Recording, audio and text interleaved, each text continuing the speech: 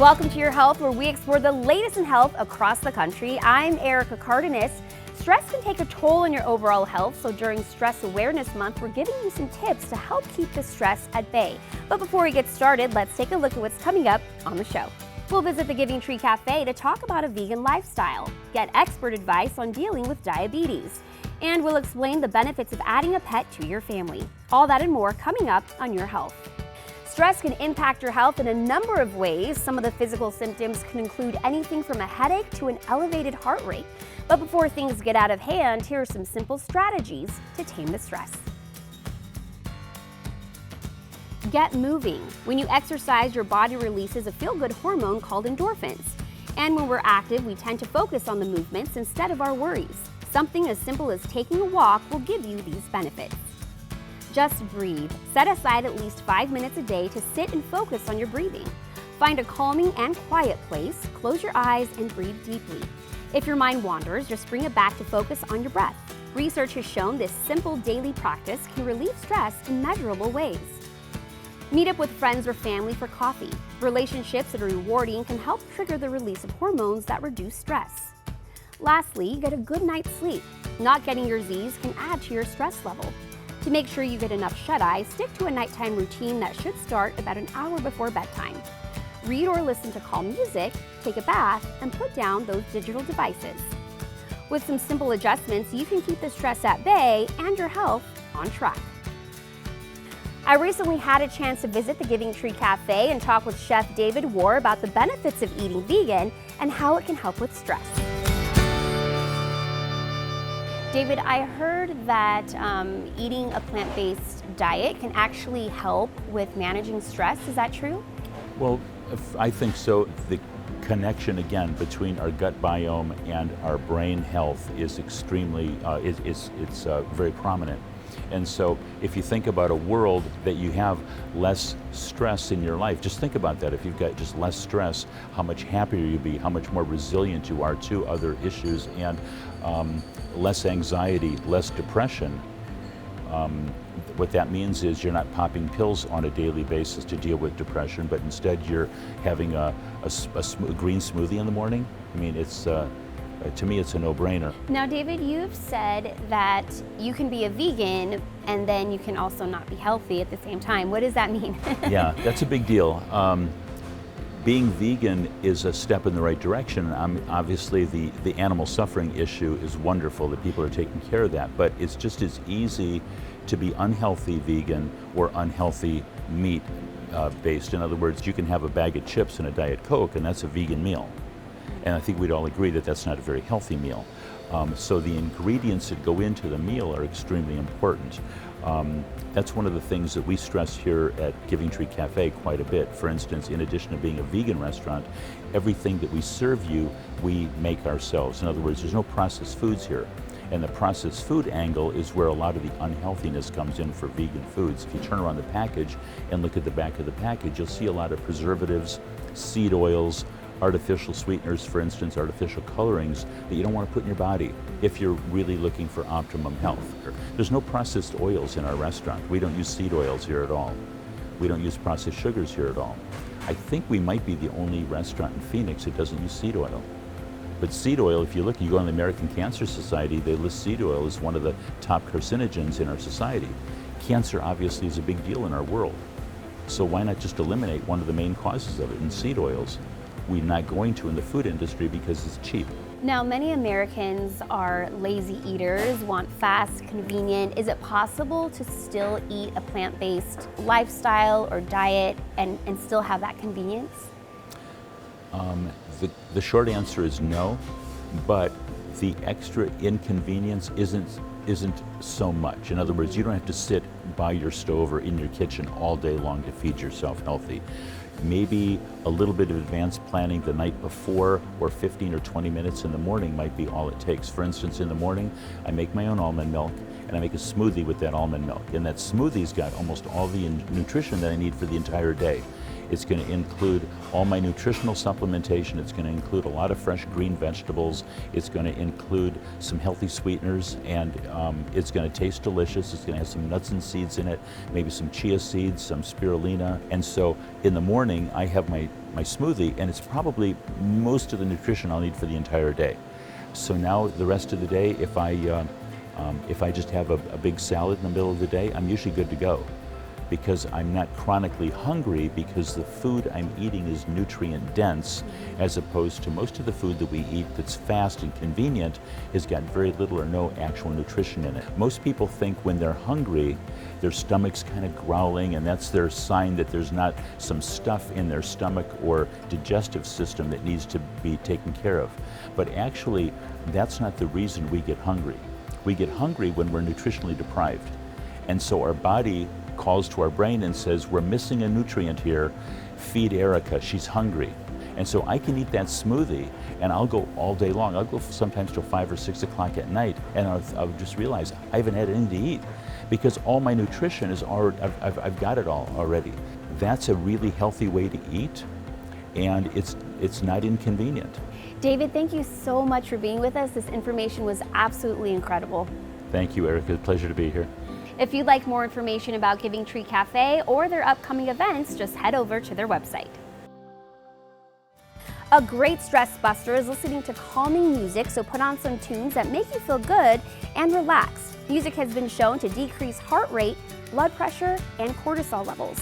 Stick around, here's what's coming up on Your Health. A volunteer task force battling against drug abuse, and simple lifestyle changes to help prevent diabetes.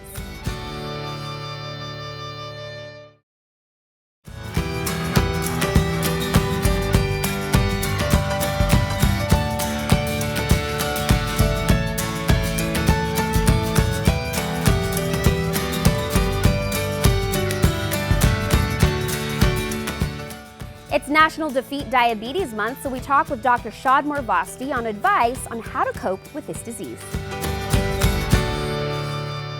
In America, someone is diagnosed with diabetes every 17 seconds, and more than 37 million are suffering from this chronic disease. There's two types of diabetes. Type 1 diabetes is when there's autoimmune destruction of the pancreatic beta cells. These are the beta cells of the pancreas that actually produce insulin. So your body actually doesn't produce insulin. So you need to get injections of insulin because you don't have any insulin. That actually only accounts to about 5% of all the diabetes that's out there. 95% of all the diabetes that's out there is actually type 2 diabetes. In type 2 diabetes, your body produces plenty of insulin, but over time, because of high levels of blood sugar from eating a number of processed foods or foods that have simple sugars without enough fiber, you basically get resistance to insulin. Dr. Morvasti says think of insulin resistance like the shock absorbers on your car. When we keep hitting with these high blood sugar levels, high insulin levels back and forth over and over again, the resistance happens, and basically your shock absorbers get shot and you're no longer able to lower your blood sugar levels. And from that comes all sorts of complications. According to the CDC, there are about 96 million people in the U.S. who are pre-diabetic, and many of them are undiagnosed. Which is why it's so important to know your numbers. It's very simple to do a simple blood sugar test. Ask your doctor for this test. One test is to do a fasting blood sugar. And so basically you'll be fasting for at least 8 hours or 10 hours optimally, greater than 126 or greater fasting, then you're in the diabetes range. And then the other one is to look at your hemoglobin A1C, which is basically a calculation of the average blood sugar that you have over the course of 3 months. There's a pre-diabetic range and then there's a diabetes range, so you can also check that. Both of these labs can be available and covered by most insurance. Knowing your numbers and the symptoms of diabetes can help you get ahead of this disease. The Mayo Clinic says symptoms may include increased thirst, frequent urination, increased hunger, unintended weight loss, fatigue, and blurred vision. And uncontrolled blood sugar levels can lead to complications. Not controlling a blood sugar can have a number of different consequences and cause inflammation, which increases the risk of narrowing of your arteries, atherosclerosis, leading to increased risk for heart disease, heart attacks, and strokes. They can also get caught in the small blood vessels that feed your eyes, which is why diabetes is the leading cause of non-congenital blindness. Diabetes is also the #1 cause of kidney failure, And they can also cause lower limb diseases because of poor circulation. But the good news is you can change your outcome by simply changing your diet and lifestyle. The best advice to stay healthy is to work on your diet, number one, because 70% of our diet is unfortunately these frankenfoods, processed foods. So start by eating real food, eating whole grains, eating healthy fat, and avoiding simple carbs and simple sugars. Beginning to be physically active as well, because that also helps us with maintaining optimal weight and lowering our blood sugar levels. So I really think that if you can make those changes, and if you can hang on for at least 3 weeks, about the same period of time that it takes for your taste buds to change over, then you're going to get accustomed to the new diet and your blood sugar will come down. So I think, this is a really good case in point of how food can be used as medicine. We introduce you to a community using a volunteer task force with the goal of educating and preventing substance abuse. Let's take a look. The youth will meet on a weekly basis. We generally meet on Sundays, and that's the day that the kids pick, so I give up my Sunday afternoons and evenings to meet with them. We get together and the kids will talk about topics that are important to them that are related to substance use. We definitely help bring more awareness to situations that people otherwise wouldn't know about and bring more gravity and light to it that wouldn't have been there otherwise. And also just the advocacy in general, even if teenagers are still making the decisions, it causes them to stop and think. And they might consider the consequences of their actions before they were to go do something that might result in not a great outcome. Right now we're focusing on driver safety and how substance use impacts driver safety and safety on the roads. One thing that we did do last year was a mock car crash that was finally able to come all together very nicely, and before prom, in order to remind kids to make safe decisions afterwards, we staged a crash to show them the real impacts that driving under the influence or even using alcohol or other substances could have on your life. The sort of monumental, emotional devastation that occurred as a result of that was meant to kind of create the connection in their brains that, yeah, it might be fun and seem like a good idea to go drink and then drive home because it's not a big deal, it's super close, but actually that could leave somebody else's life and your own life in devastation. We even had a point where the drunk driver was in a courtroom and sent to court and sent to prison, because not only do the effects of drunk driving have an impact on the driver and the victim, but they also have an impact on the driver, and that is something that you can't erase. I get involved whenever I can. It's always great to help out Monica and the kids. It gets us in touch with the community, gets us in touch with the younger generation, and kind of showing what we deal with on the patrol aspect. I want people to know that we exist, that we have initiatives, that we're trying to spread the message of prevention, of awareness, that there are educational materials, and if there's any type of education that people need or any type of resources that they need, that we're available. A lot of times it's just letting people know that we do exist, we're here to make changes, and we definitely are here for the community to make sure that everyone can live up to their full potential and live their healthiest life. I think it's important because it's the drug and alcohol abuse. We see it everywhere. Every community is affected by this challenge, and Barville's no different. We see it every single day, see it a lot more than we should, and getting the resources out to help these people is so important. You don't do this job for the money, you do it because you want to make a change and you want to make a difference in the world.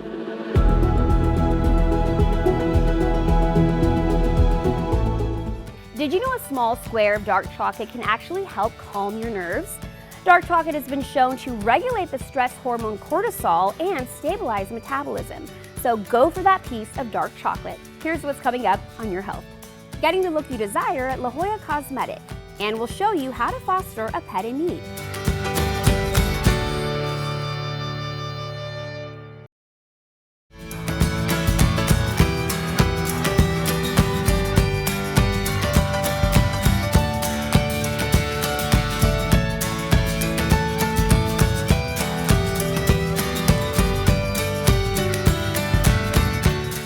Pets are good for our health, but if you're not quite ready to make the commitment of owning one, we talk with the Arizona Animal Welfare League about the process of fostering.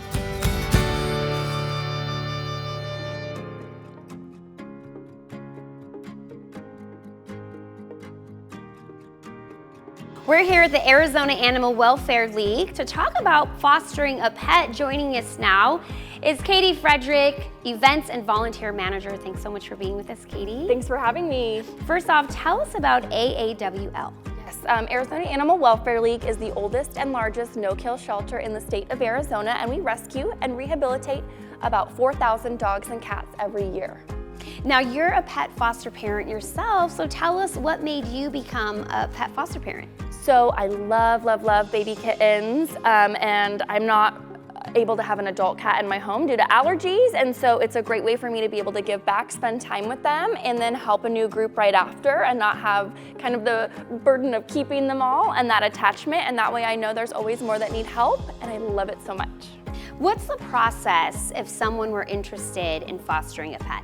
Super easy. You get started online. It's an application. You watch a little video, take a quiz, do an application so we learn all about your home and your pet preferences. And then our team reaches out with a match for you, whether you want kittens or puppies, adult dogs, anything in between. So Katie, typically how long does someone foster a pet?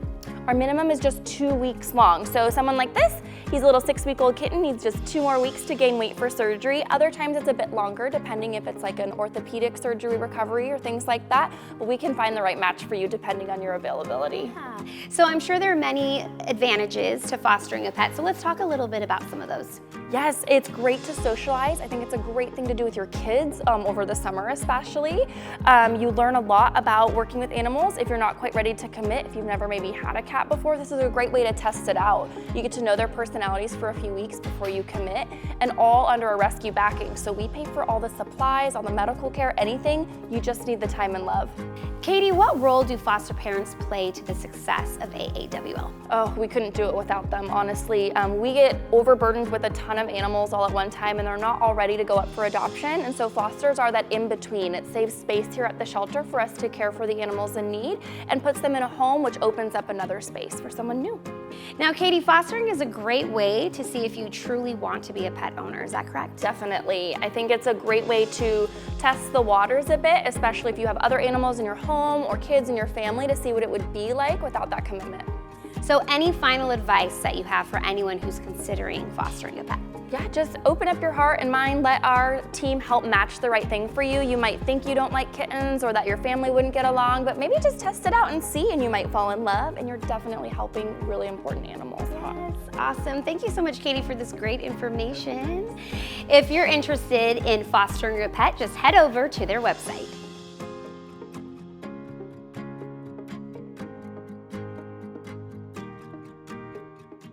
Don't go anywhere, we have more Your Health coming your way. Getting the look you've always wanted with the help of La Jolla Cosmetics. From fitness to medical technology, explore how people are leading healthier lives on Your Health. Join Erica Cardenas as she introduces you to health experts, examines popular fitness trends, and explores new treatments for common conditions. Discover how the choices we make in our daily lives directly affect our well-being. Plus, learn simple tips for leading a healthier life. Watch Your Health Sunday, Monday, Thursday, and Saturday only on YourView, or stream it online at yourview.com.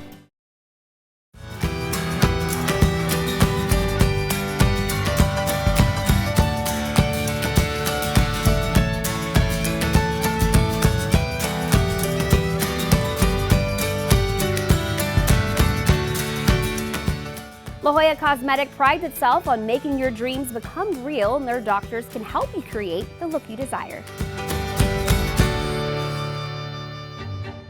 When I saw my grandmother coming back from having a facial rejuvenation, right then I knew that I wanted to become a plastic surgeon.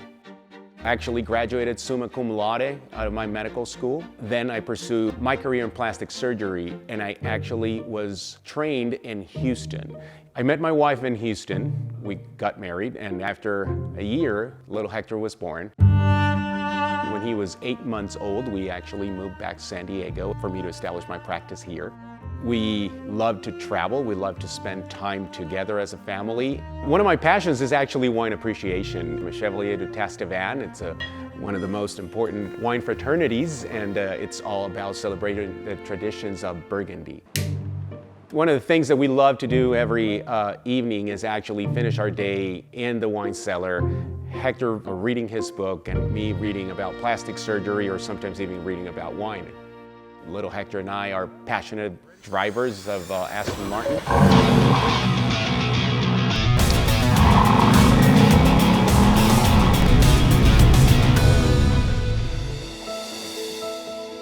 To give you an idea of the strength of the background that I have in breast augmentation, in Houston, I trained in the program where the silicone breast implant was invented. I also have an intense solid background in breast reconstruction.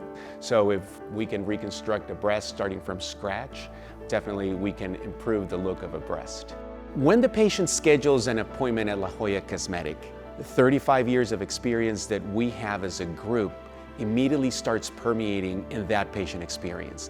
All of our staff is very approachable. Everything is centered on the patient experience. The patient has a very clear image of how they want to look, but it's really important for me to be able to form or to absorb that mental image that they have.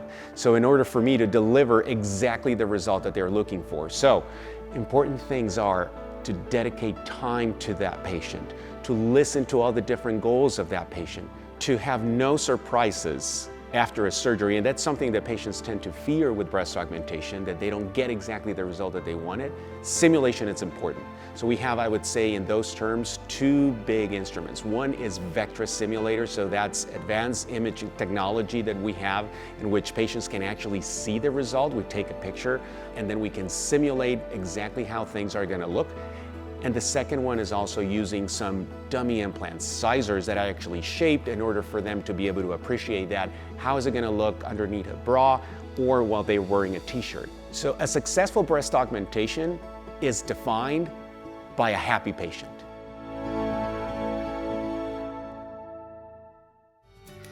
Thanks so much for joining us. We hope you have a happy and healthy day. I'm Erica Cardenas. See you next time.